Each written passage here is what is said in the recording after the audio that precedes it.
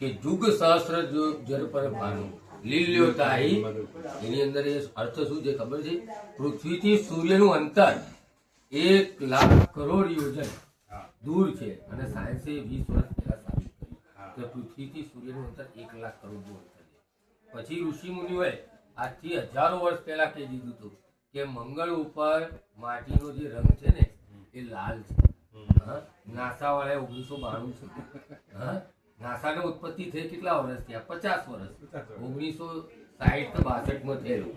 એને આજે 50 વર્ષ હમણાં નાસા પૂરા થયા. નાસાએ હમણાં સાબિત કર્યું કે મંગળ ઉપર જીવન અશક્ય છે, માટી લાલ છે.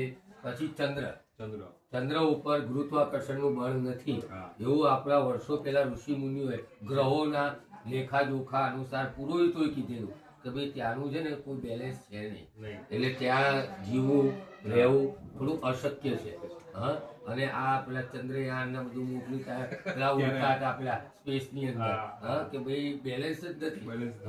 પાણી ઉડે, તમે 1 નંબર 2 નંબર કરતા હોય ભૂલથી તો એ બી ત્યાં તરતું હોય.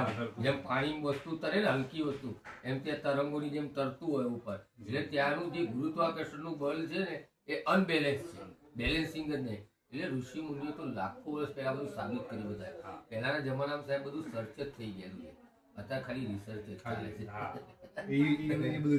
રિપીટ જ કરે છે, બાકી કઈ નવું છે નહીં. બધું જ ઋષિ મુનિઓ બહુ જ હોશિયાર, બહુ બુદ્ધિજીવી, સાયન્ટિસ્ટ કરતા પણ 10 ગણા એક્સપર્ટ હતા. પણ એમને એટલી આ વસ્તુ સીમિત રાખી કે સૃષ્ટિ સાથે ચેડા ના થાય, બળાત્કાર અત્યારે છે ને પૃથ્વીનો આપણે બળાત્કાર કરી રહ્યા છીએ, બરાબર. જો તમે ગ્લોબલ વોર્મિંગ, ઠંડી, ગરમી, વરસાદ આ બધું અનબેલેન્સ, પ્રકૃતિ અનબેલેન્સ થવા માંડી. પછી 3rd નંબરમાં યર તમારો જમ્પ મારે છે. હવે અવલોકન મનોમંથન કરજો આ બધી વસ્તુ. બાળપણમાં દિવાળી આવતા આવતા આપણી આંખો ઠરી જાય, ઉત્તરાયણ આવતા આવતા આંખો ઠરી જાય. અત્યારે ક્યારે દિવાળી જાય છે, ક્યારે ઉત્તરાયણ જાય છે, ક્યારે હોળી જતી રહે છે. એટલે પૃથ્વી છે ને અનબેલેન્સ થતી જાય છે. અનબેલેન્સ નો મતલબ એટલે સમયને જમ્પ મરાવડાવે છે, એટલો ફાસ્ટ ચાલે. બાકી પહેલા દિવાળીની રાહ જોતા જોતા આંખો ભીની થઈ જાય, ક્યારે આવશે ક્યારે આવશે.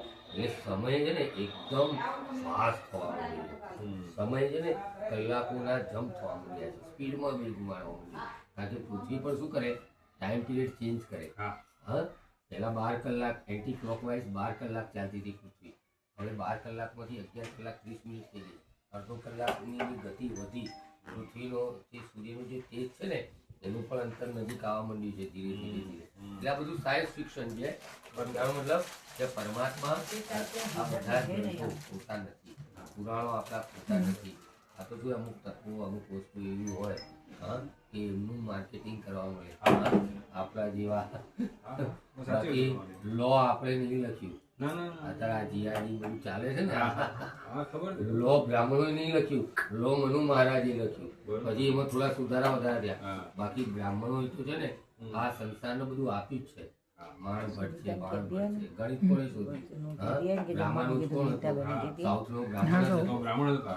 એટલે દુનિયાને ગણિતનું સારામાં સારું શું કહેવાય, થોડું રિવિઝનની અંદર એને ઈઝી થાય એટલે માટે એને ગણિતની અંદર આગળ રિસર્ચ કર્યું. રામાનુજ કંઈક આપ્યું, બાણભટ્ટે શૂન્યની શોધ કરી. સૌથી મહત્વનું ચરક મુનિએ આયુર્વેદના પ્રણેતા હતા. પાણીની મુનિ છે એને વ્યાકરણ, જે આપણે ગ્રામર અત્યારે ભણાવીએ છીએ, એ પાણીની મુનિ વ્યાકરણના રચયિતા હતા. એ સંસ્કૃતનું વ્યાકરણ ને એમાંથી બધું અલગ અલગ ડિફરન્સ ભાઈ જેમ જેમ લોકો થોડા અપગ્રેડેબલ થાય એટલે થોડું ચેન્જ કરતા જાય. બાકી મેઇન તો પાણીનું સૂત્ર એ બધું એ આપણા બ્રાહ્મણો ઋષિ મુનિઓ થકી થયેલું. એટલે બ્રાહ્મણોએ સંસારને આપેલું જ છે.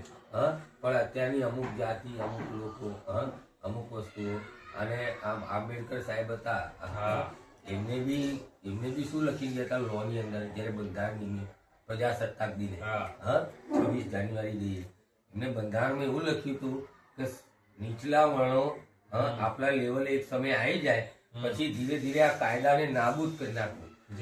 પણ પોલિટિશિયને શું કર્યું, એનો દુરુપયોગ કર્યો વોટ લેવા માટે.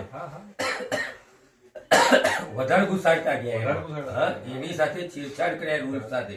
બાકી એ આંબેડકર સાહેબે એવું કહેવા માંગતા હતા કે સવર્ણોની સાથે કમ્પેરિઝનમાં આવે એટલે એમને કોટા આપો, 10%, 20%, 30%. જેથી એમના પાસે પૈસો ના હોય, પર્સન્ટેજ વાઇઝ નીચે હોય તો બી એમને આપણી બાજુમાં બેસવાનો અધિકાર મળે, તક મળે, આપણી સીટ બાજુવાળી એને મળી શકે. પણ બીજા લોકો એનો મિસયુઝ કરે હા, અને એનો યુઝ કરીને અત્યારે ઝઘડા ચાલે છે.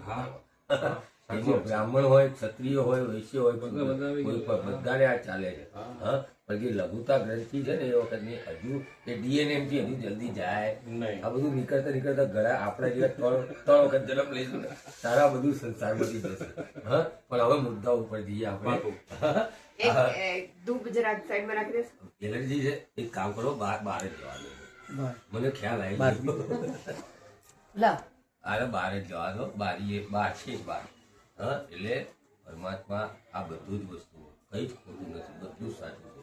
પણ સગવડ એટલી અગવડ સામે જો ફોન છે, સારો બી યુઝ છે. હા, અંદર યુટ્યુબ, ગૂગલ સારામાં સારું સંસ્કરણ જે ના જાણતા હોય એ બી જાણવા મળે, અને એના ફેક્ટરથી તમે બીજા નેગેટિવ પાસા બી લઈને મિસયુઝ કરી શકો ઘણી બધું. પણ અત્યારે યુઝ કરતા છે ને મિસયુઝ વધારે, 70% મિસયુઝ થઈ ગયો છે આ બધી વસ્તુ.